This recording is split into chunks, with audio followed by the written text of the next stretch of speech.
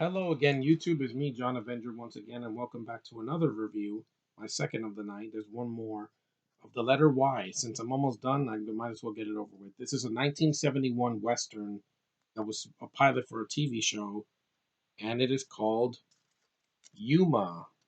Yes, Yuma. Not 310 to Yuma, just Yuma.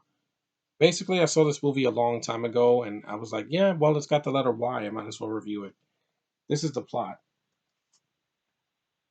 It's produced by Aaron Spelling. May he rest in peace. He's the father of Tori Spelling.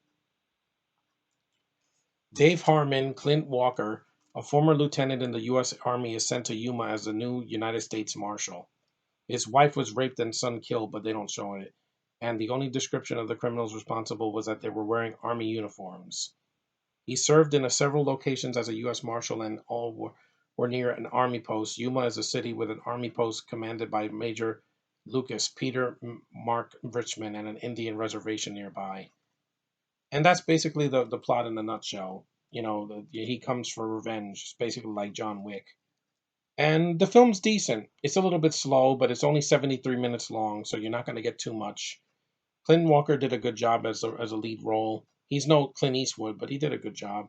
He died in 90 in 2018, but may he rest in peace. He was a good actor. Um, and he had a long career from 1954 to like the late 90s. Yeah. You also have Barry Sullivan as Nels Decker, the fright component. You have Catherine Hayes as the lead woman, who's decent in the movie, as Julie Williams, the hotel owner, owned by a woman, and they never dwell on it. You got Edgar Buchanan as Mules McNeil, a competing freight company owner.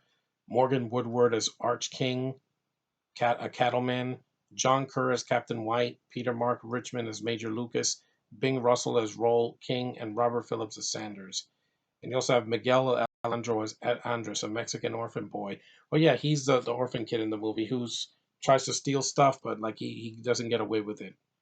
But he's a decent actor in the movie. And then you have the Native American actors who are actually tan, they're not whitewashed. But it's done well. It's not overly offensive like other movies.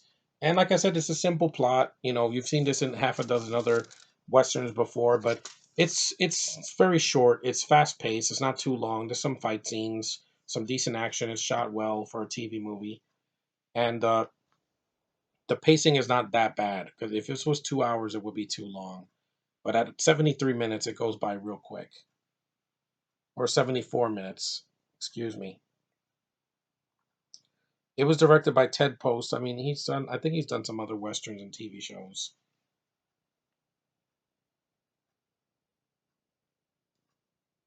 He directed episodes of The Waterfront. He directed Magnum Force with Clint Eastwood a few years later, the second. And he also directed Beneath the Planet of the Apes, which is the worst sequel in the original franchise. But he wasn't the problem with it. The writing was, because that stupid ending. He's done some Rawhide, Gunsmoke. Yeah, he's a good director. He at least can hold a camera, and I can see what's going on in the movie. And the film is a bit slow. That's one of the main problems I have with it. It's just a little bit slow, not too slow though.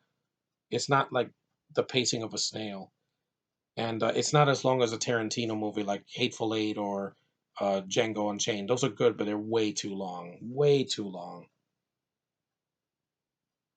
And the film, yeah, like I said, it has its advantages of being short, so that you're not bored to death, and it has. I don't know what to too much to say because it's a TV movie. You'll know if you see this movie if it's meant for you. But I would recommend it as a one watch. I think it's on YouTube, so you can watch it for free, and it's worth a shot if you want to see a '70s western that's completely different from anything Eastwood or John Wayne had done at the time. And yeah, it's short and sweet. Yeah, they have it on YouTube, so you can watch it for free. And Tubi TV also has it, so it's a decent western with that doesn't have a lot to offer, but it has some decent visuals, some fight scenes, well done acting, for the genre, and it is what it is. I can't really say too much about Yuma after that rant I did on Triple X3, but at least it's not overstuffed. At least it's short. At least the main actor, Clinton Walker, is the lead. He's not a freaking side character. And the Yuma location is fine for what it is. So I'm going to keep it short and sweet. Yuma is a decent film. I rewatched it again. It's not great, but at least it's short, and it didn't grate on my nerves and didn't have too much. No CG, no overstuffed action sequences with people I don't care about, and it's to the point. So that's all I can say about Yuma from 1971. Thanks for watching, and I'll see you in my third review in a few minutes. So stay tuned.